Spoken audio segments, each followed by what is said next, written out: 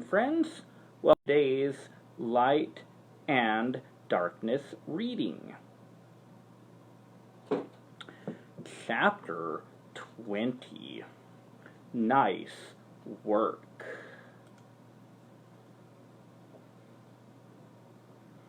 Most of the company had risen early and were having breakfast in the tavern. Bonson was not there yet, but he always seemed to be running late for breakfast.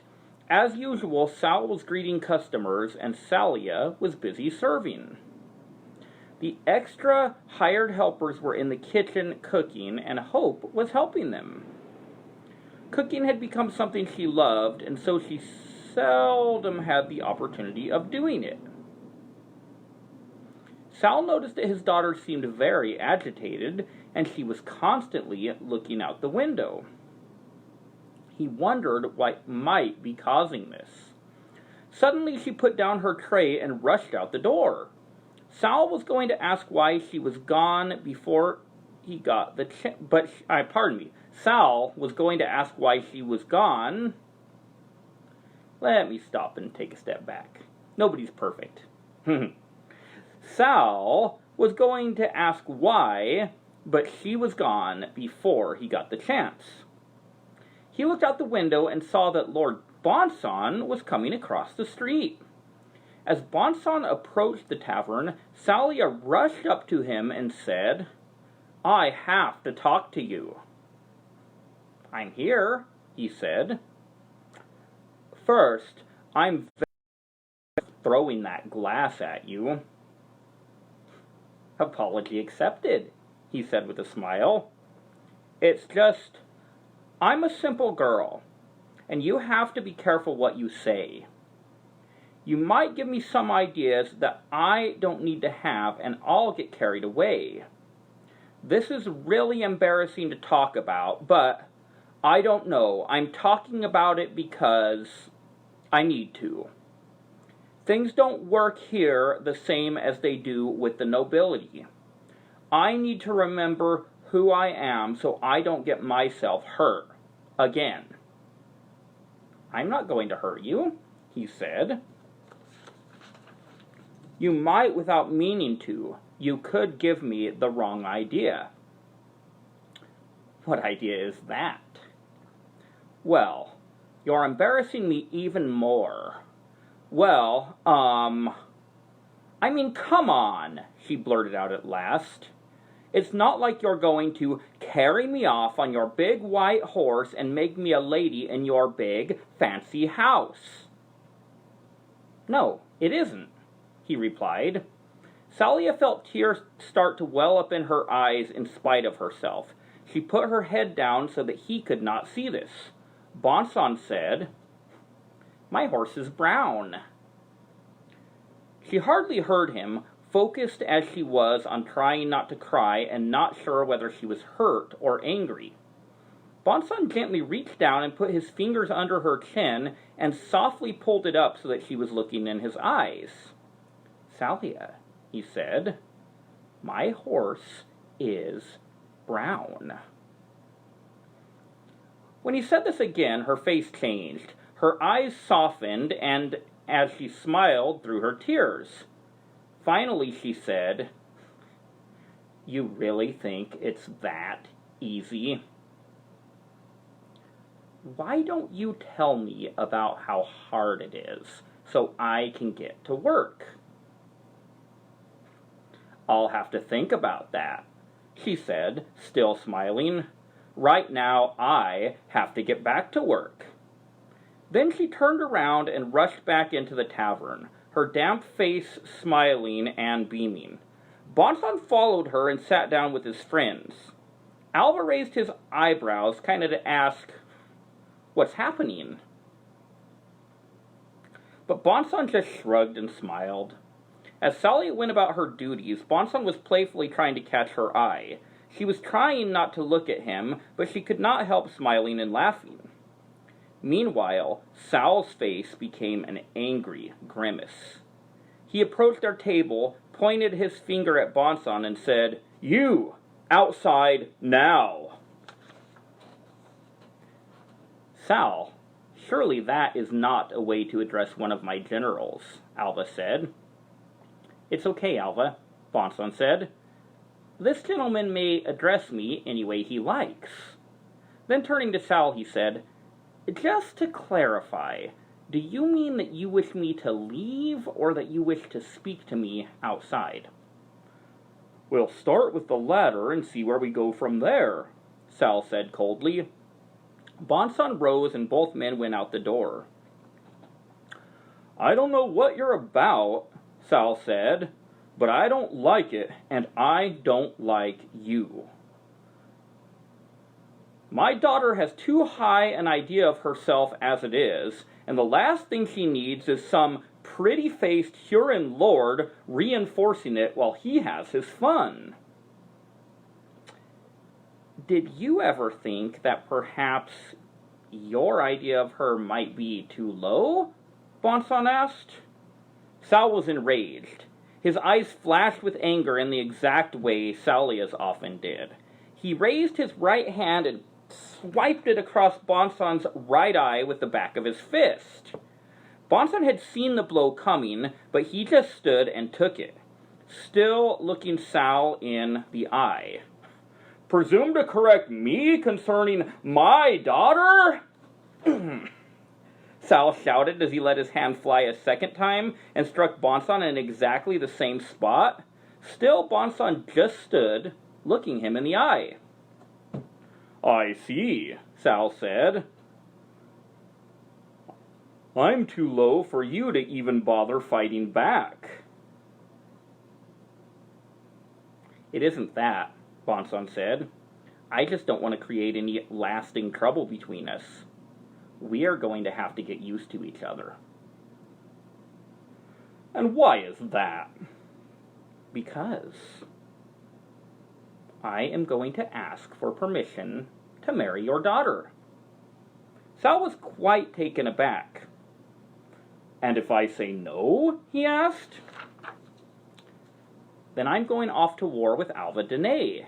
And if I make it back, I'm going to ask again, and again, and again, until you say yes. What would your father say about you marrying a common girl? Sal asked. Well, Bonson said, we're estranged, so I don't think he would say anything. Actually, I think that would be the least of his frustrations with me. If you want to know why we're estranged, it's because I follow Alva Dene. I'll leave it to your own judgment to decide what you think about that. And what will Alva Dene say? I'm not sure, but if I know Alva, I believe he will say something to the effect of, nice work. Have you asked her? No, sir, not plainly.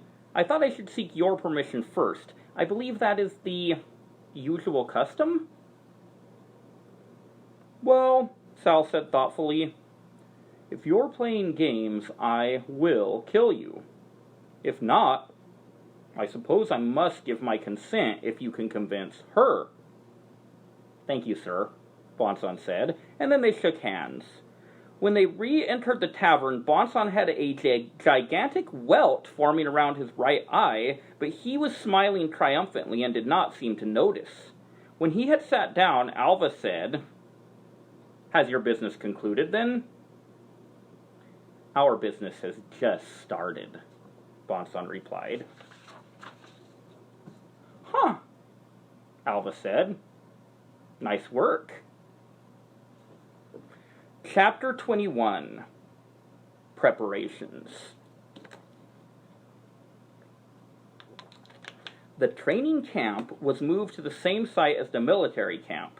This allowed the entire army to guard the entrance to the Camden Pass while preparing for the fight they all knew was coming. The mouth of the Camden Pass was a large cone with mountain walls that grew narrower as one went uphill. It was almost flat at the bottom of the entrance, but grew steeper as one rode in.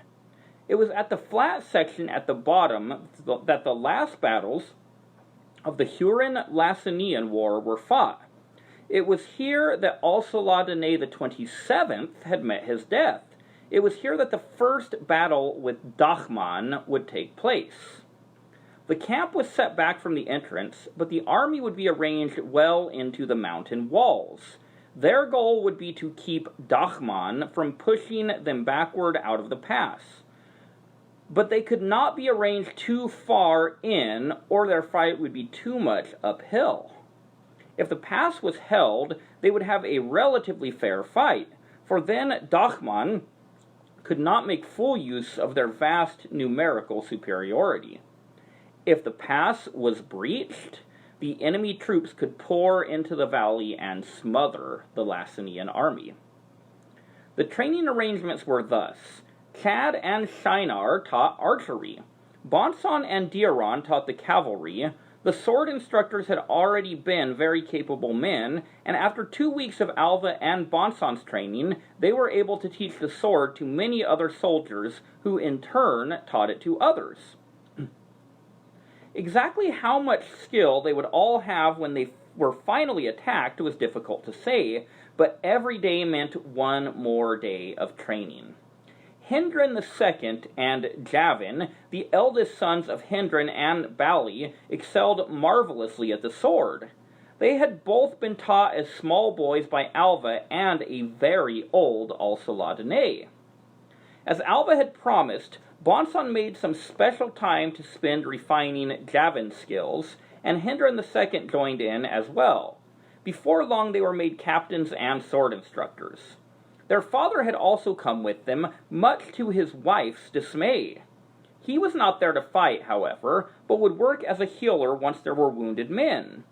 Even in the training he stayed rather busy. There were many minor injuries of both men and horses that he helped to treat. Every day, new recruits would arrive from the outlying parts of the valley, and they would be brought into the training program immediately. Alva and his generals knew full well they would be outnumbered, but since the entrance to the pass was the only way to bring in an army on the western side, they could not be hit with the combined force of Dahman and Hurin all at once. Beyond this, they knew the enemy's greatest power was not in numbers. Ultimately, victory would depend on Hope's ability to resist the full weight of the combined power of the Dahmanim. Hope knew this as well, and it weighed on her mind. It was not that she was afraid of the Dahmanim. Their power had never frightened her, and she would probably not have to cross swords with them. Even if she did, Alva and Nira had prepared her well for that. No, it was her mathematical mind that troubled her. She had neutralized the power of one warrior at the dry lake, but the army would be led by hundreds. Would one girl really be able to combat that kind of power? What frightened her was that she might let her friends down. Thinking about her prospective success or failure was not a good thing for Hope to spend her time doing. Preparations were being made for the coming war, and she wanted to help. For this reason, very soon after the camp was moved, she mentioned this issue to Alva. "Alva," she said, "I can't sit around all day. Nira practices sword with me, but I need to feel like I'm doing something useful for the army." "You are the most useful and necessary part of the army," Alva replied.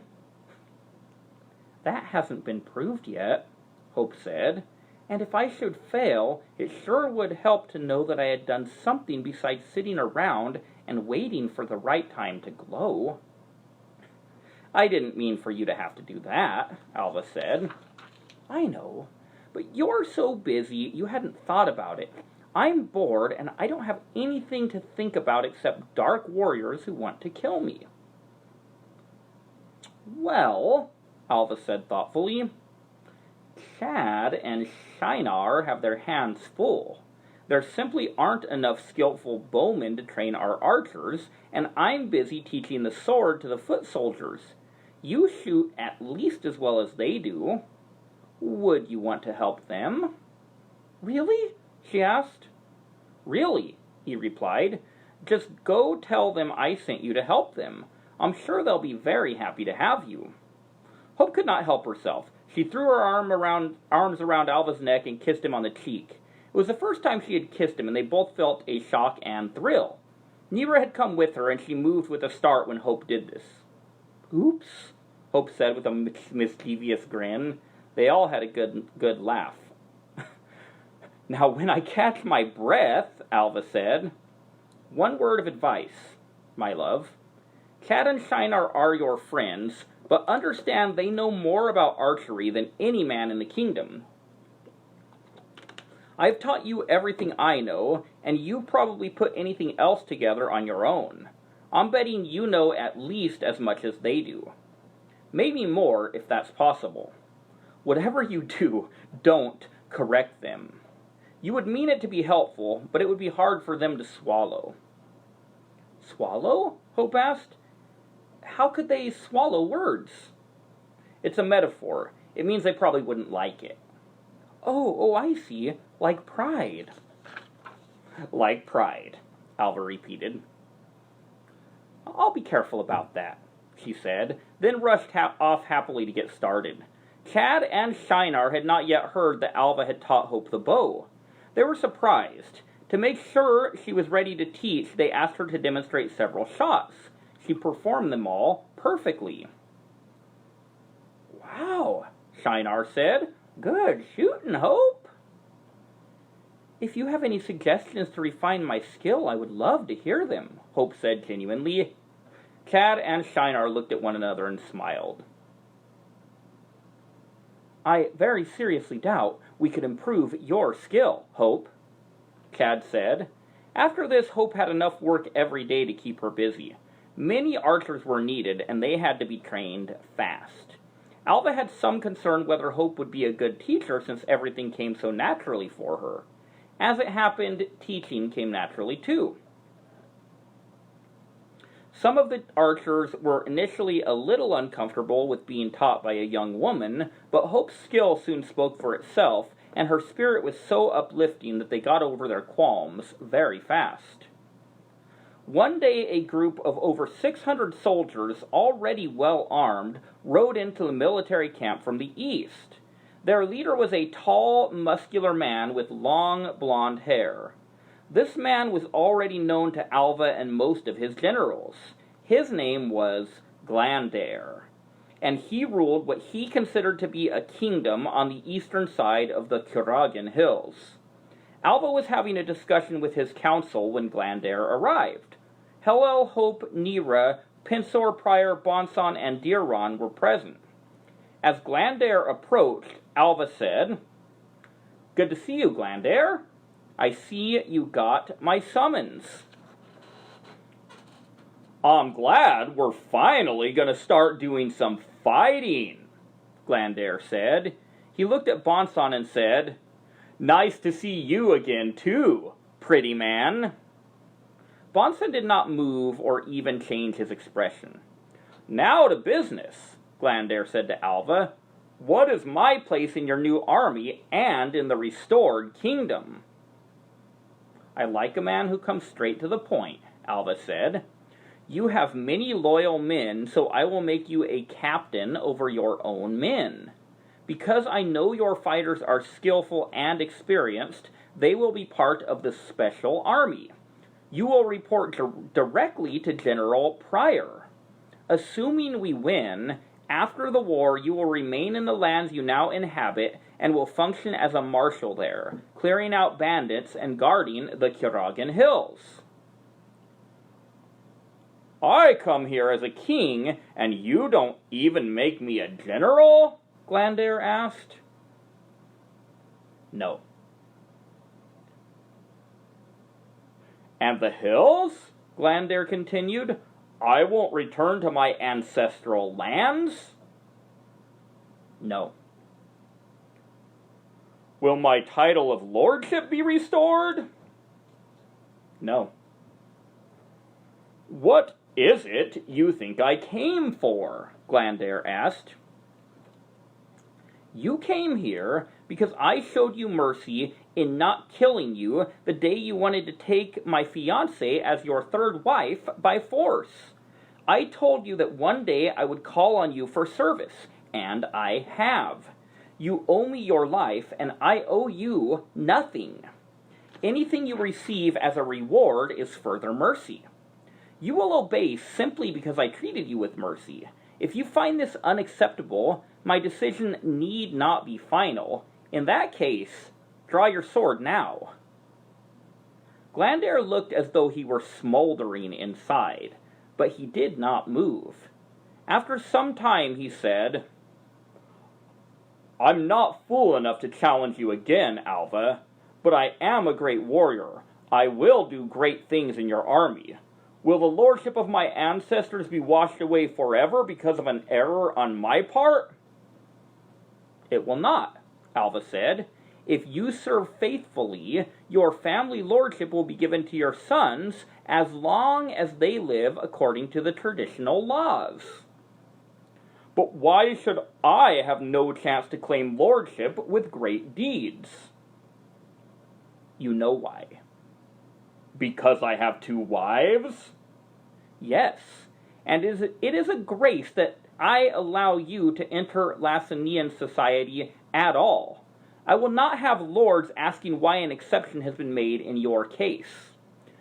You have your answers and your orders. From here on, you must look to Lord Prior for your instructions, and obey him as you would me. Glandair stood for some time in silence. Finally he said, Yes, sir. Prior gave him some instructions for where to take his men and arranged to meet with him later. As Glandair turned to go, Alva said, One more thing. As Glandair turned around, he said, Lord Bonson is my swordmaster general.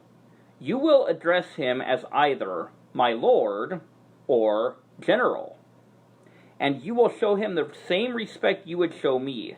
This goes for all of my generals as well. Understood? Understood, Glandair said, then turned to lead his men away. Once Glandair had left, they continued the discussion they were having. It's rough luck they already control the center pass, Pensor said. But the pass is relatively narrow further in, Bonson said. We could hold them there and fight fewer men at a time like we did at the dry lake. Unfortunately, that won't work, Alva replied. The slope is too steep there. They could roll rocks down at us or hot oil or something worse. Unfortunately, for us to be safe from those dangers, we need to form up a ways back. That's why, after Huron took the center pass, my father didn't try to hold them all the way down. He just moved the army down here to wait for them. The third phase of the battle for the Camden Pass was fought out in front of us, and that's where we're going to have to face Dachmann.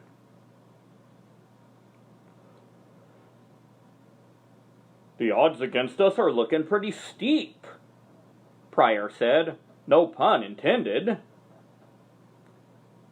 Luckily, we've got Alva Dene with us, Pensor said. But even if hope can neutralize the power of the Dachmanim, how will we stop a force of such superior numbers? Bonson asked. Surely they will be wise to your father's tricks. How indeed? Alva asked. He had a twinkle in his eye. Getting pretty serious, friends. Be with us tomorrow.